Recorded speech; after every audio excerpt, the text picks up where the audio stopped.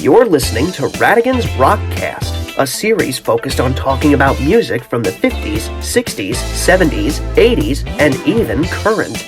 Now, here's your host, Tom Radigan. What's going on, guys? Welcome to Radigan's Rockcast. I am your host, Tom Radigan. Thank you whether you are listening to this on Amazon, Spotify, Castos, Anchor, wherever you are on. I am glad you are on.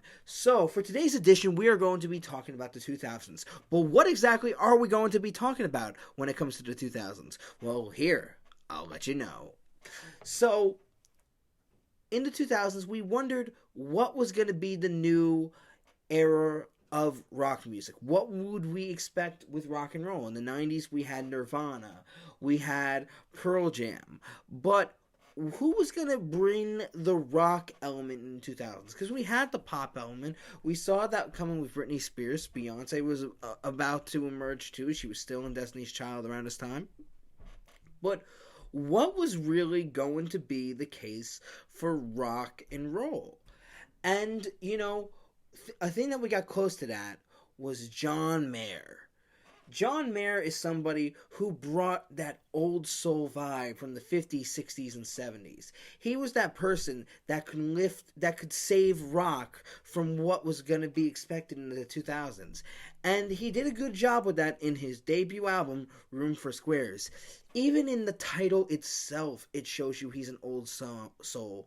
It's a reference to the jazz musician Hank Mobley's 1964 album, No Room for Squares. So it shows you that, this guy loved music from, the 60s, 50s, 70s. He was a huge fan of Stevie Ray Vaughan. And, this album showed his skill as a singer-songwriter and all that. And this album is definitely an interesting album that has a lot of good collection of songs and all that. And, I think, now that it was released in 2001, so it's been with us for 20 years now. It's an interesting album that shows his John Mayer style. I think what I've always loved about John Mayer is his voice. I always thought his voice was different than others. It was not like a normal type of singing voice, and not that it was a bad voice by any means, but almost in a sense that I'm not comparing his voice to Bob Dylan in a sense, but had a very distinct voice that you could just know it's him. And, in all that sense. So, a little unusual, but, something very, you can listen to it. It doesn't hurt your ears. But there's something about, his type of songwriting, the type of style, and the way he sings his songs and all that. And, this album definitely brings the vibe of what his, where he was going through at this time, as a songwriter and all that. He was still very young when he did this album. He was just 22, 23 and all that. He was 23 when he got signed, for a record deal and all that. And, this album came out on Columbia and all that. And it was, definitely, I think the one thing about this record that you can tell, it's not, it's not coming at your face, and it's not this whole, it's a simple record in a sense. And I feel like I've used this word a lot, but in a sense it's not, a very, artistic album. It's a perfect album for somebody who's young, who has all these songs coming out and all that. And even the cover art for it works well. It's not anything, it's just a photograph of John Mayer in some kind of room and all that. A very young John Mayer and all that. And it's just, that's really what it is. It just is that kind of album that just has all these songs that he wrote. Now, the problem that I have when it comes to this album is that as much as I like all the songs on this album, I do think that some of them don't flow well as an album, and I think it seems more of a collection of songs and all that.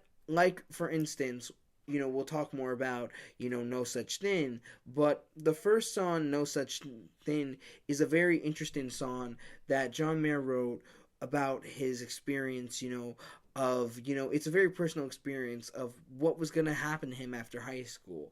Where was he going to go? What was his future? And it was, about and the song's about a social worker telling him, what his future is. Stay inside the line is stay inside the lines and all that. Don't, do what is considered normal. Don't get out of it. And he's writing about something greater, and just something of like, it's like, a almost like a liberation of freedom in a sense, of just, figuring out who you are, like the lines, running through the halls of my high school, screaming from the top of my lungs, finding out that there is no such thing as the real world. It's just a lie. You've got to rise above. And I think with those lyrics, it shows that, the world is what you make it. And the world, you can enjoy the world in many ways. You don't need to hate or despise what the world brings you. And I think that's what this song brings. And I think, if anything, if I'd have to say about this album, if there was any theme or concept, is that it's about being in your early 20s, still a few years from, graduating high school, looking back on your teenage years, looking at what you want to achieve, focusing on love, for, really, in experiencing that love for the first, like love and romance for the first time too, and all that.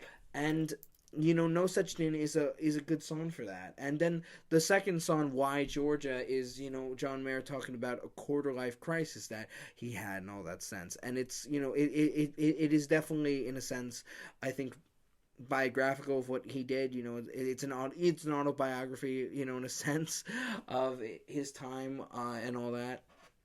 Because in all that sense, and of what his music was, and because he was living in Georgia at the time, and I think it works well. At first it comes off a little like, what is this song? And then once you get into the chorus, this seems like a good, like a typical John Mayer style song, and it works well. And now, getting on to the third track, I think this is a very comedic song, and I think it shows John Mayer's also ability to, be funny as well. Because, of course, there are times that, now people who know John Mayer, he also, is sort of a comedian in all that sense on social media. I think he even tried stand-up at one point and all that, And I think, this song definitely is a comedic song about just, not knowing when to shut up, when you're young, and when you're on a date with somebody that you like, and you realize that you showed a little bit too much of yourself, and you need to bring it back a little. That's what this song is. And it's realizing that,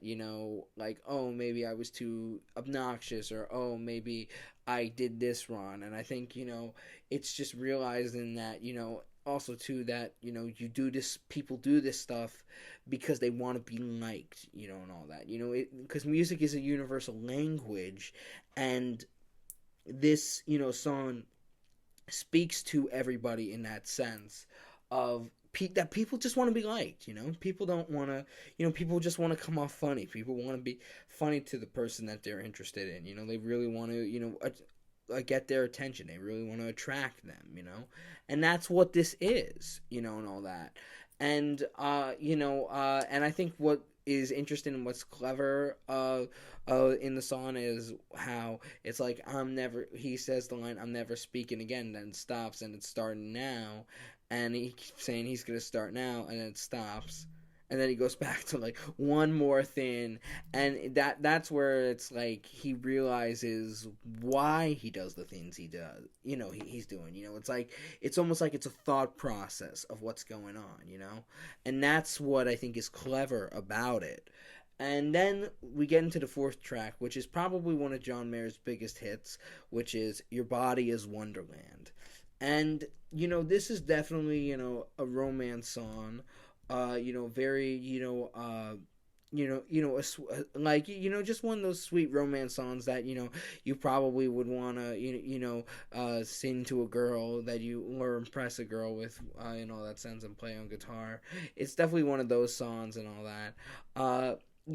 This song, I think, in some ways, made John Mayer something that, he didn't want to be, or that kind of separated from his music, that this song kind of saw him as a ladies' man, which, he had that reputation as time went on in the 2000s.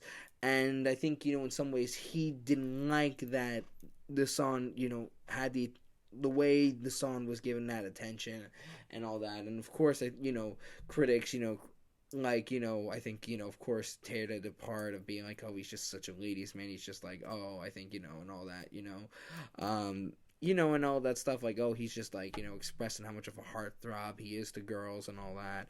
But, I think, you have to, you really, and I think people have a problem with this, and I've seen this with John Mayer, and I've seen this with other musicians. I really think it's a problem when people, focus too much on their personal lives. We're all people in all sense. Like, I don't care really about a musician's personal life, as, like, you shouldn't either. It doesn't matter in the end. What matters is they're famous for a reason. They're not famous because of themselves, and they're not famous because they're just some, regular person. They're famous because they have songs that they've performed. They did something that got people's attention.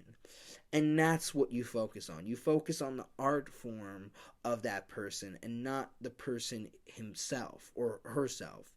That's what you need to focus on. And that's what I think is literally what people didn't focus on with John Mayer in the 2000s. People tried to get away from that. I think they're, and all that.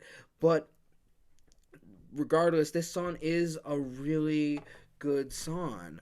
And it works so well. I think it's just like, it's like I said, it's got that like sexy type of melody, and you can tell it's sort of like, going into that romance setting, and of course in the music video it shows that too. But I think it works well as this type of love song, and it's produced well, and it's just, especially for the 2000s, I think it works well as that type of song. And yeah. But now, so this is where the pacing of the album gets a little too different for me. This is where I start feeling it's no longer an album, it's just a collection of songs. And that's when they go to Neon. And Neon is a very, like, jazzy tune, which is great. Like I said, I don't have a problem with these songs. I just, like, have, like, a problem of how they flow on the album. Like, it's weird how Your Body is Wonderland is before Neon, and then Neon's right after, because they're totally two different styles. Neon has definitely got that jazz style, and then you've got a song like City Love, which I think is great in a sense, because, and it's sort of, I guess, similar to that, but it also seems like it's a different turn from, No Such Thing in Your Body is Wonderland, and all that. But it's definitely, I think, more of like that ballad side of John Mayer and all that, and I think I like that part and all that.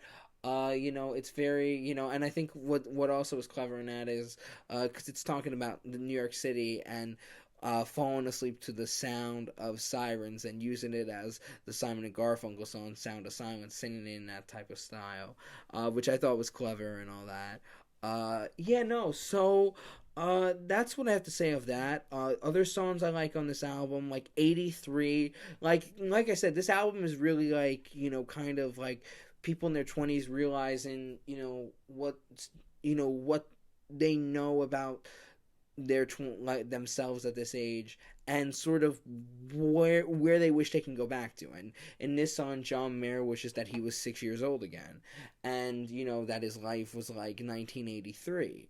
And I think it's an interesting song too, because he talks about, like, his brother and all that, and in these days I wish I was Superman, kind of going back to your fantasies of who you wish you were as a kid, and wishing that you could do it all over, and wish you could be what you said you were going to be when you were 6 years old. And so it goes on that, it focuses on that too, and all that. And